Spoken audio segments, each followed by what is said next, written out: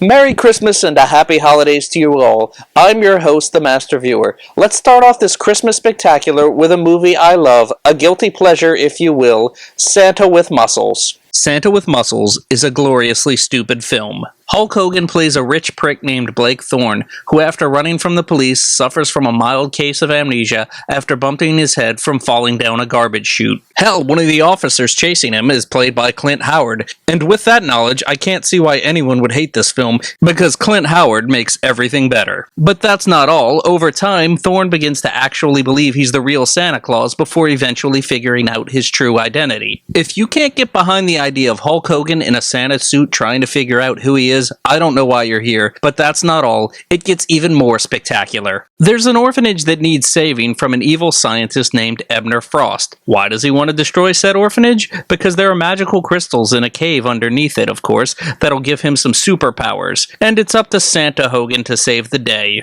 Fun little factoid about this, it was the acting debut for Mila Kunis, who says you can't catch a break working opposite the Hulkster. Is it stupid? Absolutely. Call it so bad it's good or a guilty pleasure, but you know what? I loved Santa with Muscles. It might surprise you, but my love for Santa with Muscles isn't coming from a place of nostalgia. I hadn't seen it until I looked at it more in depth a few years ago for this show.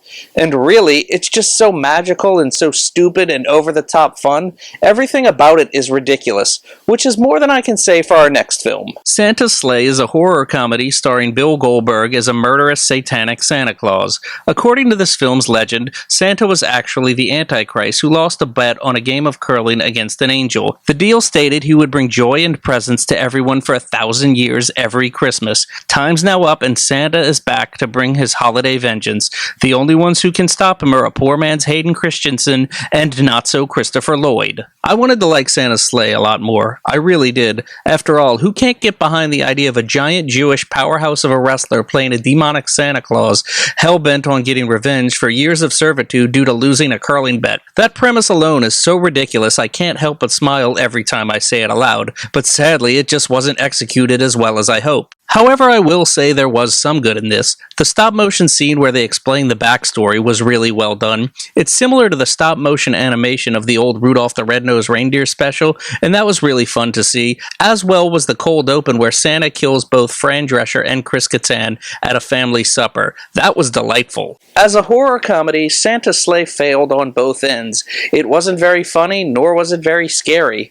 But I really wanted to like it. I tried to, it just didn't do a lot for me. So let's ride on this one-horse open sleigh and see what The Miz is now up to. Christmas Bounty featuring The Miz premiered as part of ABC Family's Countdown to the 25 Days of Christmas on November 26, 2013. A former bounty hunter turned school teacher named Tori Bell just wants to live a normal life and hide her past from her boyfriend. The one bounty that got away is now after her and her family, and she reluctantly agrees to come home and help during the holidays. The best way to describe Christmas Bounty is it's a passable little made-for-TV movie, but nothing more than that. It's okay, but you'll likely forget you even saw it after a couple of weeks. There's nothing really memorable about it. Except for that scene where they hung the guns. That was pretty funny. But this isn't even the worst Christmas movie featuring The Miz. We'll get to that soon enough. But first, let's look at a documentary featuring Mick Foley. I Am Santa Claus is a documentary from director Tommy Avalon and executive producer Morgan Spurlock. The film is a brief look into the lives of several men who take up the role of jolly old Saint Nick during the Christmas season. Some are fairly interesting, like Santa Rob, who works at a sex club and is a self-admitted swinger with his wife, or Santa Jim, who's openly gay.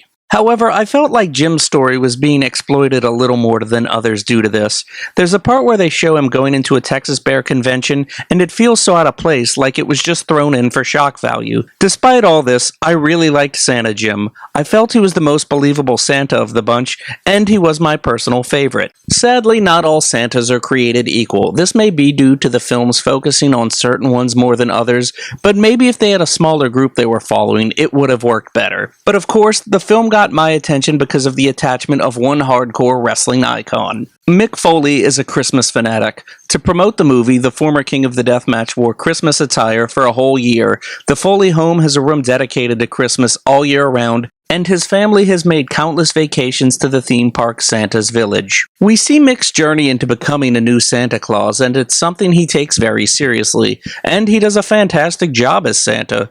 We see him shopping for the perfect Santa suit, and even going to lessons from a self-proclaimed Santa teaching expert. Honestly, I wish there was a little more focus on Foley. When he was on screen, it was captivating to see him in a bit of a different element than I was used to, and you could tell he may have found his second calling after pro wrestling. I Am Santa Claus is an interesting look into the life of several men during the holiday season. While I enjoyed it and would recommend it, I can't say it's for everyone, but if you're curious, it's well worth checking out. I Am Santa Claus is a fantastic little documentary. However, I will say it's not that family-friendly due to some of its content.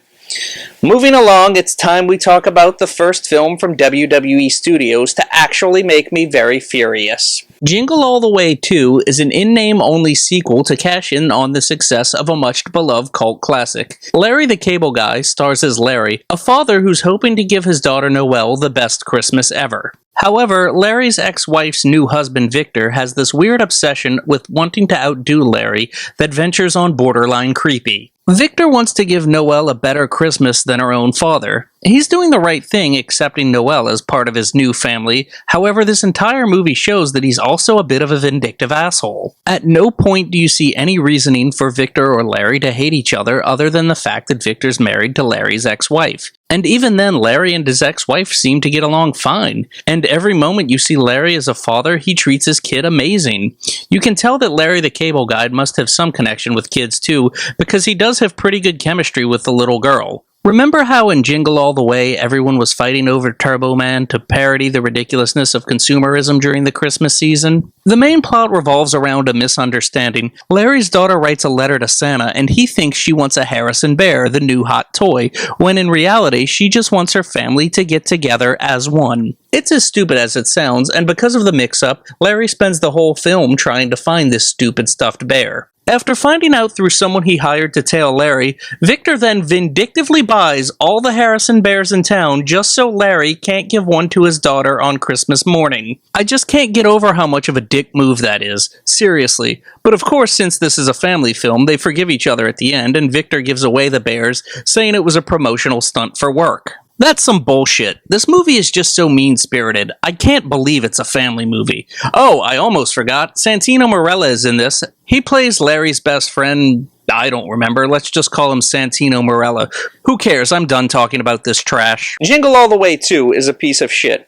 It is the first film from WWE Studios to invoke this much outrage and anger in me. It takes everything the first film did and just shits on it for the sake of cashing in on it. It's just so, I can't really explain it because I'm not the biggest fan of the first film. Sure, it's fine in parts, don't get me wrong, and don't get outraged over this, but this second film, I don't even know. And that's not to say a Christmas movie can't be negative. One of my favorite Christmas movies is Bad Santa. But, I don't know. Let's just get this done and look at Santa's Little Helper already. Santa's Little Helper is a direct-to-DVD and digital download film starring Anna Lynn McCord and The Miz, and also features the on-screen debut of WWE Diva Paige. In Santa's Little Helper, Dax has recently lost his job, but luckily for him, the position of Ho-Ho-Ho has recently opened up, and Santa is looking to hire someone to be his second-in-command. Yes, you've heard that correctly. The second-in-command position is called the Ho-Ho-Ho. So Santa sends an elf named Billy to check if Dax is the right man for the job. The film focuses on Dax running around doing certain tasks to see if he has the certain qualities that would make him the right man for the job. Every time he's doing one of these, it's not like the audience is supposed to know what they're looking for, because it's never really said. However, there is another elf named Eleanor who wants this position as Santa's right-hand elf, and she'll do anything to get it, including attempting to murder her competition as they compete for the job by running a dangerous obstacle course. I guess it shows how much the position means to her. Oh wait, I almost forgot, there's even a super cliched Save the Youth Center story thrown in. I haven't seen one of these since the early 90s. That was pretty incredible to see in 2015. Gil Younger directed both 10 Things I Hate About You and Santa's Little Helper. One of these movies is trash, the other's one of my favorite teen comedies. I'll let you decide which is which. But you should really go watch 10 Things I Hate About You instead of this hot garbage. Well, this about wraps up this Christmas spectacular. I hope you all had a Merry Christmas and have a Happy New Year as well. And remember, this is the Pile Driving Critique, where professional wrestling meets pop culture.